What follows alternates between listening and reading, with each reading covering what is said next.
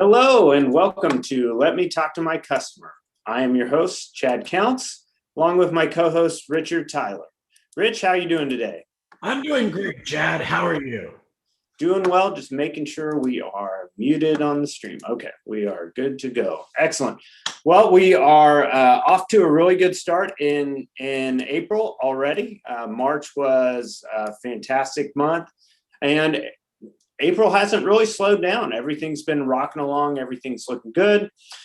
Continuing to chase, other records and things like that. Probably not personal records or company records this month, although it's a 22-day month, so anything is possible. So, all right. We have a couple things on the horizon. We're going to have a closing school coming out in May. We're going to send out those dates to you guys, and we're going to have a closing sales series. That's going to be a 4-week series. Again, that's $150 per week. And you can have as many salespeople as you want on that call. It's $150 per person. It's going to be a Zoom training that we'll have available for you, and it's going to be just on closing techniques, which I think is something everybody can benefit from of any skill level, really. But this is meant to be more of a moderate to experienced sales level. These are going to be tactics and techniques that these salespeople can get used to, okay? All right, otherwise, if you have need of sales management or sales training, I know a lot of people have been struggling with hiring, but have been trying to get new salespersons as well as production staff on board. Once you know you have a person that you are committed to, that you believe in, you want to invest in, go ahead and reach out to us. We offer some of the best new salesperson training available, and that is in English or in Spanish. We'd be happy to find a time to help your new hire succeed. And that can be before work, can be after work, or during the day. We have a lot of flexibility available for you to be able to get your new salespersons up to speed and achieving and returning on the investment that you're making for them. All right. Continuing our series this week, we are doing qualified sales. And this week, we're going to be talking about what. Last week, we addressed who, for those of you who didn't hear that. And let me take a quick moment to remind you guys, go ahead and subscribe to the channel or subscribe to Apple Podcasts, Spotify, wherever you're following us. So that way, these new episodes can come right into your feed. If you would be so kind to leave a review on Apple Podcasts, that would be great. We'd really appreciate it. And if you need anything, you can directly reach out to us on our social media channels that are in the links of the podcast below. That's Facebook, LinkedIn, or our website. You can find us anywhere there. Back to this episode, we're going to be focusing on what this week. What is the nature of the problem we are trying to solve? This goes back almost to mission statement level thinking in terms of what are we here to do? What is our job? What is our purpose? I think a lot of times when I was starting in this field, there was a lot of thinking for salespeople. We had to break through even simply of what am I here to do? I am here to sell ABC Auto Parts. That's it. I'm just ABC. That is what I'm here to do. I sell our parts. If I happen to sell a warranty or somebody else's part, that's just because the customer asked. That's all I'm focused on, is selling my parts. And I think that's one of the more limited ways we can think about the job that we have. And so Rich and I really take the philosophy of what are we here to do? We're here to solve our customer's problem in any way, shape, or form that happens. If that's a new part, if it's aftermarket, if it's somebody else's, if it's extended warranty, not extended warranty, I'm here to help them solve their problem any way that I can. Whether it's delivery, pickup, doesn't matter. Anything I can do to help them and resolve their issues, that's what I am here to do. So when we think about what a problem is, that's going to come across in a couple of different ways, okay? We'll start off kind of clearing out one of the scenarios that we're least able to help, and that is speculative problems, right, Rich? So if you could kind of unpack, what is it what does it look like when our customer is speculating as to a potential problem or something they're dealing with? Sure. So that would be something like maybe the instance of the customer who hasn't yet purchased a vehicle that they know needs to be repaired. Yep. Yeah. So a lot of times we get calls for customers that are looking at purchasing or acquiring a vehicle. It has some sort of problem. And they're wanting to know, okay, I know the vehicle price. I want to know what's my all in? What's my all in to get the part and the repair and everything settled there. Other times we get hobbyists occasionally that are looking to maybe upgrade their engine. They want to put a little extra horsepower or something like that. Sure. They're looking for a side job.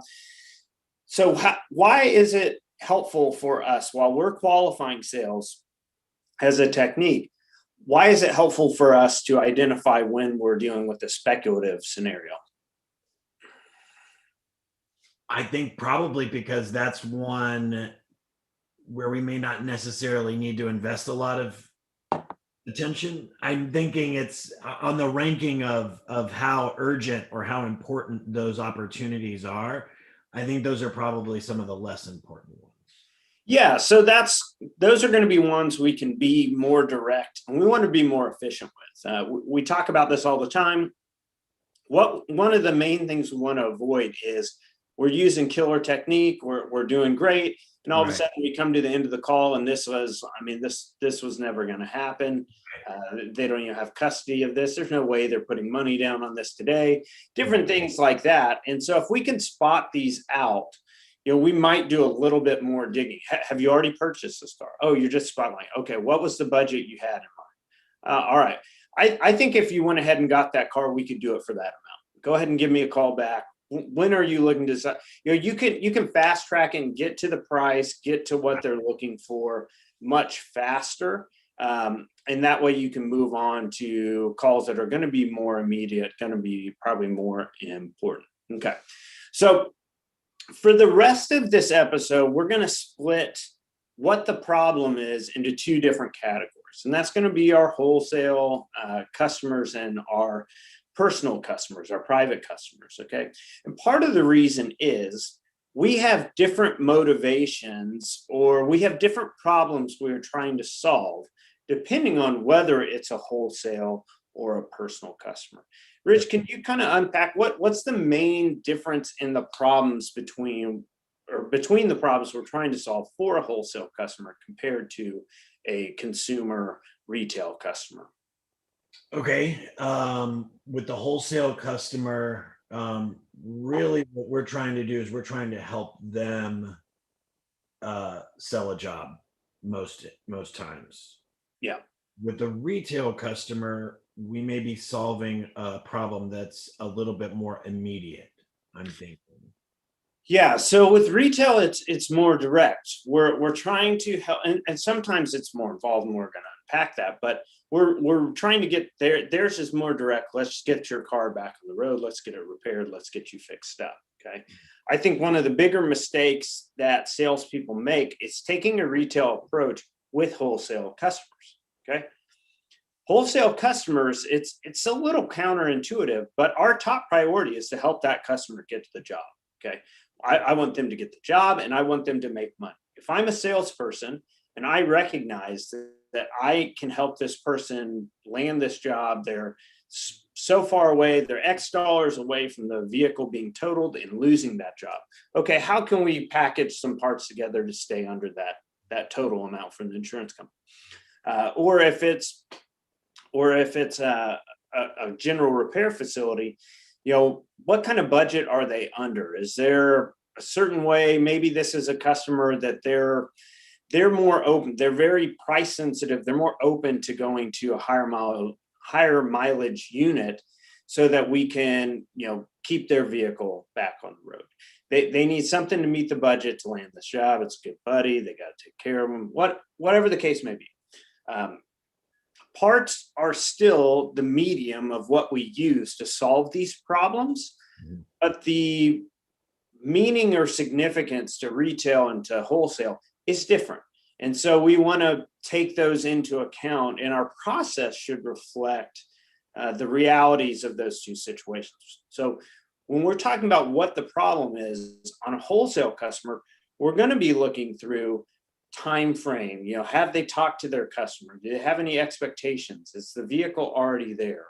We're going to be talking through some of those steps. Are they working on an estimate? What kind of budget are they under? So Rich, what have been some effective ways that you've either seen or that you recommend salespeople going after wholesale customers, understanding the nature of the problem that they're facing today?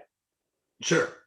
Okay, so I think you already mentioned an important one, which is, do you have the vehicle there? Just to know straight up whether or not this is that next level of speculative or not.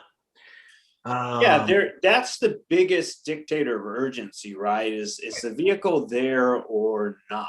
Okay, Yeah. so in a case when the vehicle is not there, what kind of problem can we solve for them before the vehicle lands? I guess the problem that we can solve for them is to have an understanding of what their expectation might be Exactly. for that job. Exactly right. So what you're calling, trying to get prices, trying to speculate. Have you spoken to anybody else? What kind of prices are you looking for? Are you and in some cases, if it's general repair, are you looking for reman or new or used, low mileage, high mileage? What's their sense of what they're after here? So we're going to be focused on pricing variance primarily. And if we can qualify, this is always better in advance. If I can qualify what their expectation is, if I know what their expectation is going into my offer, I keep my chances alive much better than if I fire off expectations when I have no idea what they're looking for. We had a funny instance of, I think it was a Range Rover or a Land Rover. I can't remember which one. And it was in a more rural, remote area. Yeah. Okay, expectations could be wide on this. I don't know how often this wholesale customer has dealt with this type of vehicle. I don't know what their customers expected on this. Is this somebody passing through town? There could be a lot of variables there. And if I'm not careful, I can just breeze on through it and put myself in a bad situation, as opposed to setting myself up for $7,000-8,000 sale, right? Right. For sure. Okay. So let's say the situation is different, and let's say the vehicle is there, it is on site. What would change about your approach, or what you're going to focus on? Well, I guess I'd want to know if they know where they need to be in order to get this deal done. I think a lot of times salespeople underestimate how many times the people that they've spoken with have actually done a similar job and already know where they need to be competitive within their own marketplace. Yeah, exactly. So it's stepped up. I'm not expecting on the prior one, I'm more likely going to end up with a quote. And I just want to make sure my quote's at the top of the heap. And I want to know kind of when the decision's going to be made. When the vehicle's on site, there's already some sort of commitment. There's at least a commitment from the customer of, well, we're here. And Right. it's maybe in doubt of whether the vehicle is going to be totaled.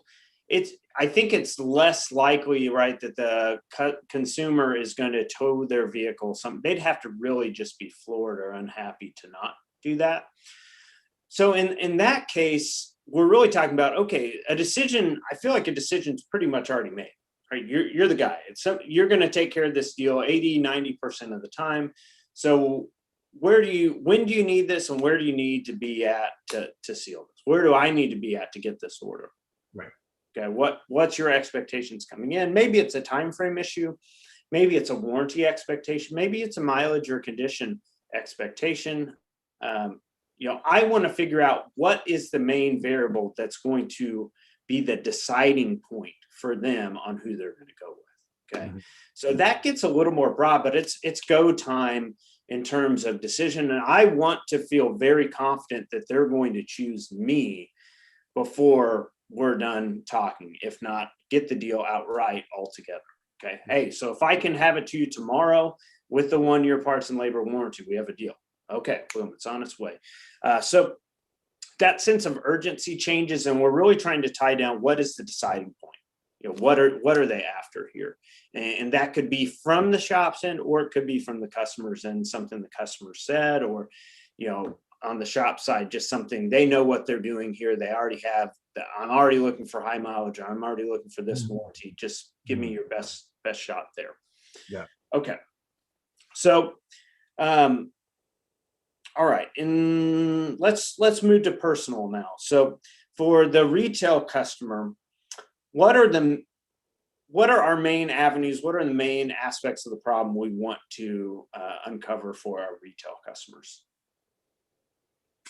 I'm thinking primarily whether or not this is something they want to get fixed, like to start off with, or if this is, if this is something that they're going to fix and keep perhaps, or just, fix and get rid of is the idea. Yeah, from a consumer standpoint, absolutely. Not all problems are the same. That could be blown engines, could be body damage, could be any number of things. And they're making a decision on, is this something I have to do or not? Or am I better off trading this in? Can I afford a new vehicle? Or, is this, we've seen it on the other end, right? This was a relatively new vehicle that now they're having to repair. And they're already 30,000 into this vehicle. So they're not necessarily looking for XYZ. It could be any number of those things, but the background, the situation of what's happening for this customer is incredibly important. And typically, if you understand that is going to, it's pretty elementary from there as a salesperson, as to know what type of solutions are going to fit in that ballpark. So yeah, what the problem is, right? What are their circumstances? Is this somebody going off to college and it's son or daughter's car, and okay, we know it's going to be run rough. We need to put some warranty on it. We need to make sure it's a good quality part. Or, are we up against it and trying to just squeak another year, 2-3 years out of this vehicle for somebody? Okay. Now that's kind of situationally what we're looking at for a customer in that situation.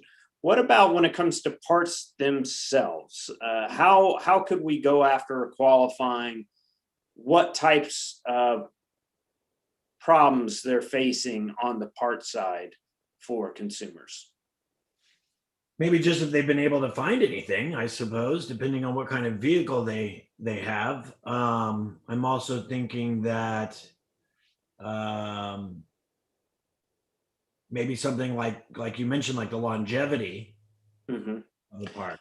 Yeah, and in some cases, what happened to the vehicle? What's the story behind the damage? Sure. That can open up for us a number of avenues too, and that's multiple parts and in collisions. If they're asking for a lot. I hear a lot of retail customers calling on things like bumper covers, things like that, and it'll be like, well, that what happened? Oh, I backed into a post. Oh, is that all you hit? Like that kind of thing, for sure. Yeah, and sometimes their awareness of if they need multiple parts, or if there were that's kind of going to clue you in as to whether they've had any diagnostics done on it, or is this vehicle still at home. So you'll get a sense, I think, for how serious they are, how knowledgeable they are of what's happened to the vehicle, what needs to be repaired. And that kind of leads to a follow-up question of, do you already have a shop? Do you already know who's going to be doing the repair? To me, that is the second step here on retail, in terms of, it's simple. There's certain parts you don't have to do this with, door mirrors and things like that are, bolt-on parts and lights, things like that. But otherwise, if it's something that's more involved and going to take a bit of expertise or work, knowing whether they have a shop or not really can be huge in terms of determining the sense of urgency for that customer, right? So what would you do in cases where how would whether or not they've picked out a shop impact your technique with a consumer, Rich? Okay, so I mean, like you said, if they already have a shop picked out, obviously there's going to be a greater sense of urgency. If they don't have a shop picked out, I think that that might be an occasion for a salesperson to provide additional assistance outside of just the part itself. Yeah, I I mean, always like to keep that salespeople in mind. have a. I was going to say most salespeople that I work with have a group of shops that they are familiar with, trust the quality of, that kind of thing. Yeah, and this one's subtle, and I could see how some people would say, well, this is more of a win qualification question, but honestly, to me, whether they have a shop or not is a huge factor to me in retail. How many times have you seen a salesperson close a retail customer who has not picked out a shop? Yeah, it's not going to happen. Right. So the problem is they have a damaged vehicle and they need it repaired. And what good is me selling them the parts if they don't even know who's going to do the work or where it's going to get done? Sure. So to me, that's always one where there's a lot of times where I'm moving to close and then I find out the customer doesn't have a shop and we have to say, okay, we missed that. If we had qualified that ahead of time, we could get them fully tied up to us before we even price out the part. Oh, I've got a perfect shop, work with them all the time. They're right up the road from you. Give them a call, let them know, I recommended you, what have you. But if you start doing all of that for them, you start solving the bigger problems of what's going on around them. It's a lot harder for them to get away from you in terms of buying the product, right? So you start stepping up and solving that. Not only can you close them faster, but you're going to isolate them and help them be, more connected to you in terms of getting the problem solved. For sure. Okay. If they already have a shop in mind, again, that clears that barrier. Say, okay, let's get this done. Let's get this picked out. Let's get it going over there. Time is money. You don't want to have your vehicle sitting over there, ongoing. Let's go ahead and get parts on their way so that you can have this back on the road as soon as possible. Right. So that's a subtle one there that I think one is either a barrier or an opportunity, depending on how you look at it. And the other is really, steps it up and moves the sale along much faster. Okay. So those are some simple breakdowns from us in terms of how the problem can be different and the problem we're trying to solve, getting these vehicles back onto the road. And it is quite a bit different depending on whether you're dealing with a wholesale customer or a retail customer. So make sure who obviously we did last week as our topic, and that rolls into the same situation here in terms of what we're unpacking, what problem we're trying to solve. Either way, we're trying to be in partnership with our customer, and how we partner to solve problems is quite a bit different for retail and wholesale. Understanding that and understanding what's going on for those customers makes a big difference. And again, we might say fast track some of this for our bolt-on, simpler parts that they're calling for, but when it comes to upselling and selling more valuable parts, these are really essential for us to understanding what the competition is or understanding the needs of the customer to get them back on the road really gives us a leg up. And us taking the time to understand that, to build that trust or build that rapport, gives us a huge advantage over our competition. Most other recyclers are not doing this kind of legwork to qualify what the nature of the problem is. And so a lot of times you can capitalize on the mistakes of other salespeople in this particular area if you're willing to do that work. So anything else before we adjourn for today, Rich? I think that we touched just a little bit there as well on customer service. And I think that some of the things that we mentioned there are absolutely items that set people on a different kind of level in regards to customer service. Yeah, it gives you a sense of, even if you think of this personally, if you're in your own life with people that try and solve problems for you, you have problems going on.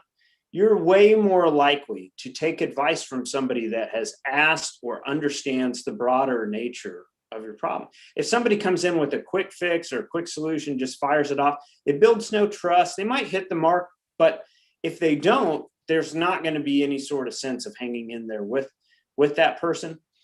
When you have that partnership of what's going on, what are you guys looking to do, you know, some of the bigger aspects of what's happening for that person, they're much easier to get them to say yes, because they know that you understand the bigger issue of what you're trying to solve. So there's a lot to that, and serving your customer feeling served, the customer experience, right? Feeling validated, feeling understood, feeling like they have a partnership. All those things make a big difference over time.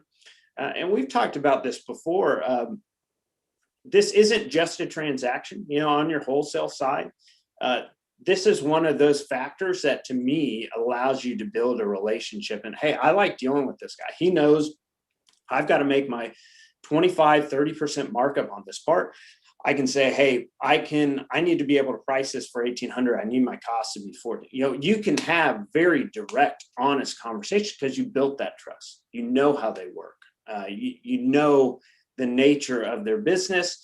And then you're in alliance with their business grows, my sales grow. And that's what I'm after, right? I don't want to have to sell them on parts over and over again. I want to have them sold on the relationship and the partnership, so that these sales are just ready to go. And when they call me, they tell me what they need. I fill the need, and we move on from there. So it's easy to gloss this over, especially as you're busy. You know, March was a crazy busy month, and April was a busy month. So in particular, like Rich mentioned, I don't know if it was last episode or a couple episodes ago, this is your opportunity. You're going to get calls from people who never called you before. You know, their regular supplier can't supply everything they want right now. So you both have customers at risk, and you both have customers you have opportunities with right now. So make a good impression, build that connection, build that rapport, build that relationship.